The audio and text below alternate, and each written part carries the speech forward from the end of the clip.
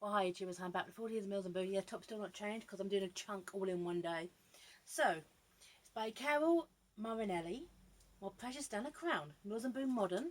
Okay, so, right, read the blurb.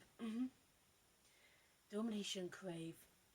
Desert Prince Zahid once walked away from Trinity Foster and her eyes blazing in a fire blazing in her eyes. He was heir to the kingdom of Ishla, and duty required that he return home, but even the heat of the desert wasn't able to burn away memories of their scorching kiss. A chance encounter results in one earth-shattering night that means more than just passion. As painful truths of the past are revealed, Zaid realizes that Trinity needs his protection. His only option is to bring her back to Aishla, and though strictly forbidden, walking away from her again is impossible. Okay, so this book has some serious themes going on as well, so it's really kind of unusual for Mills and Boone, and it's also quite heartbreaking. I'm going to spoil it here. When I was very, very young, Trinity and Zahid shared kind of like a moment, a fleeting moment, but she had to get back to the house. There's a big kind of family event going on. And her uncle raped her. It evolved in a child, which sadly passed away at 6 months. And Trinity's been basically estranged from family ever since because they pretty much, her father was a politician, they took his side. Her father was a drug addict, and her mother is in a warped world of her own. Trinity is a very much a lost and broken character. Now, it mentions drug addiction as well, and obviously Trinity's brother does drug. It goes to her wedding, his wedding, and Trinity's brother shortly after dies from a drug overdose. And it's actually is very, very heartbreaking as well. It's what happens to Trinity. I will give some respect to Carol Martinelli for this. Trinity is very much a broken character.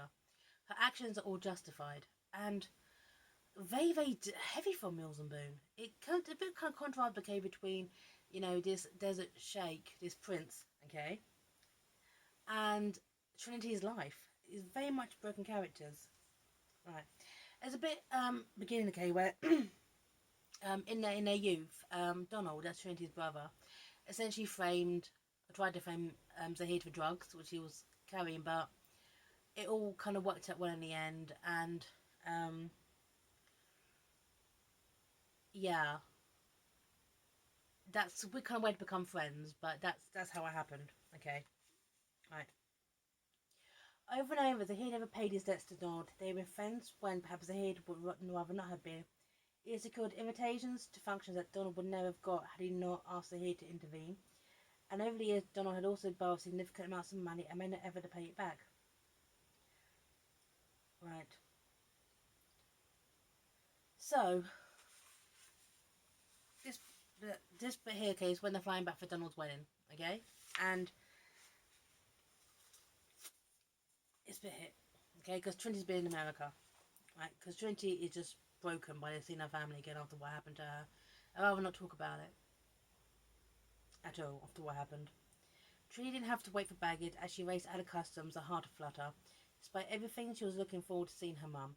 Maybe things would be different now, Trinity hoped as the eyes scanned the crowd for Deanne. Maybe her mum would realise just how difficult today was. Maybe. Her heart lurched in hope as she saw her mum dressed for the wedding, just minus a hat. Trinity raised over and gave her a kiss. I'm so sorry. Have you been drinking? Was Ian's only response to her daughter's kiss. I had one bourbon on the plate. It's whiskey. Mother hears you're in England now. Where the hell have you been? So, the wedding goes on, okay? And her family's reaction to what they do, response to what happened to Trinity, was this. And she's talking about, like, her uncle.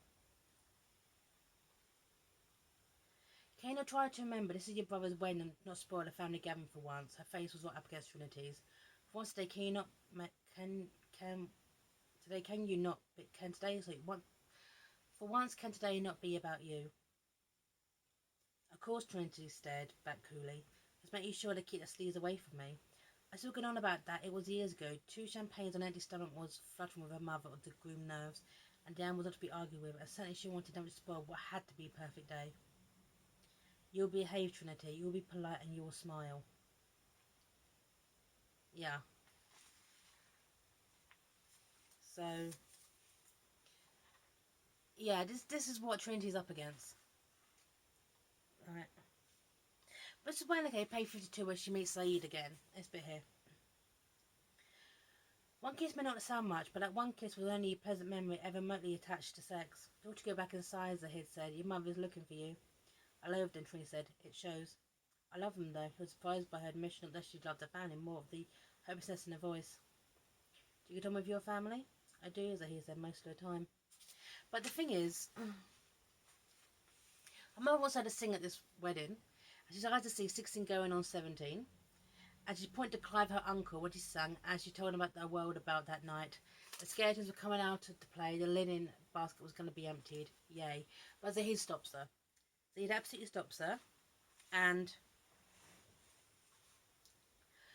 after the wedding, Donald is such a mess. He actually hits up his sister. He's got fortune and money of her own to get this, okay?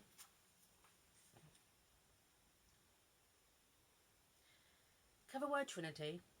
She felt her heart sink and closed her eyes as history repeated itself. You know, I hate to ask, Donald said, except it didn't stop him from actually doing so. Sorry. The hotel's assistant, I pay it all up front. How can I tell her that I've messed up the honeymoon? I haven't got it to give you. That was the issue, though. And for the first time, she had the best to face it. Donald, you need help. I need my honeymoon, Donald said. It has been an expensive few weeks. If I can just get away. Trinity was too worried to be cross. And basically, Trinity had $8,000, and she left us over $100. Yeah. So, yeah. That's So, but then eventually, his wife walks out him on the honeymoon. He's a drug addict and he dies of an overdose. So, families are Mills and Boone. So after the after that, so he basically goes back to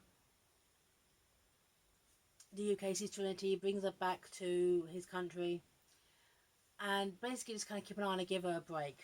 And yeah, of course, yes, they have sex in between, okay. And Zahid wants to marry her, but the king obviously isn't happy about this. And this bit here, okay.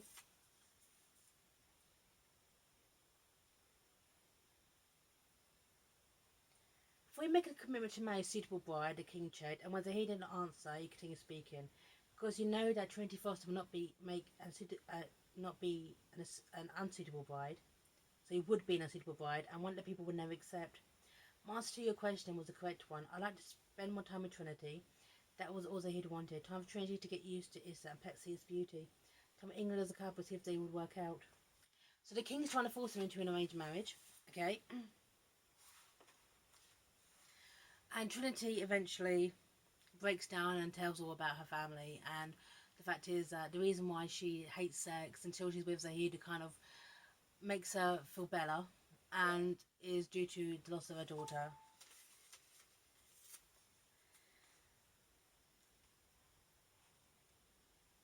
And this bit here, is Brenty's talking. Her parents wanted me to have an abortion, but I couldn't. I knew right away from the start it wasn't the baby's fault. I went away to have my baby, but I lost her at 6 months.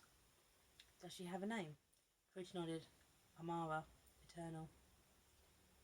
He did what he must not do, and is that he sat on the bed and pulled her to him and held her as she wept, and he was best to comfort her.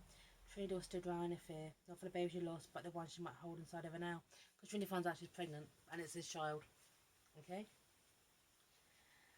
So, yeah, so it's a bit of a quagmire with this. But the thing is, one thing I did like is that Zahir meets the other bride, okay? And she doesn't want to get married. She's really, really cool. She's like, well, our people can still work together, but we don't have to get married. We can just be friends and work together. And I like that. I like that there was no other woman in this. It didn't need it. And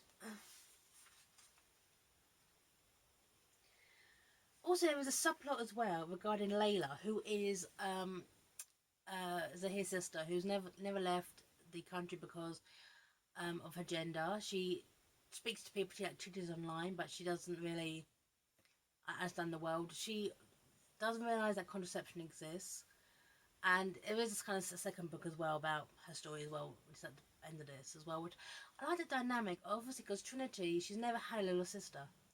And I like the dynamic between Zahir's sister and Trinity. It just kind of showed a world of what women in this country have to face. I mean, when the princess says, I don't want to marry you, it's probably not because of her loving him or not. It's because maybe she doesn't want to lose her own power in this. Okay? So, but the thing is, Trinity basically goes to the dinner, makes followers out, basically tries to turn Zahid off her, but it doesn't work and he comes back. He comes back and he gets all sorted out and he's up proposing and he confesses that she's pregnant with his child and he's absolutely delighted. And this bit here, this bit here. Trinity took a deep breath. Mum said, when your father dies, will she have a title? She wants a title. She wants to be Queen Mother. He laughed. Yeah, Zahid laughed. So, I like Trinity as a character. She felt, her experiences felt so believable. She was a very, very kind of oppressed coil because she's had to keep herself as a guard after what happened to her. It feels a bit disjointed, and I felt this book could benefit from being actually a little bit longer. More about the politics of Iceland, more about the world that they inhabit. Because it only was just confined again to one castle, one palace. And I felt this book could need some more, but Carol Martin, so Marinelli, can write, really, really turn a phrase. And the way she describes things, she really kind of puts you in the moment. So, I didn't like it or hate it, but I give respect for it. So, Precious in the Crown by Carol Marinelli. Good job. I'm signing off here. 40 years of Mills and Boone. Bye now.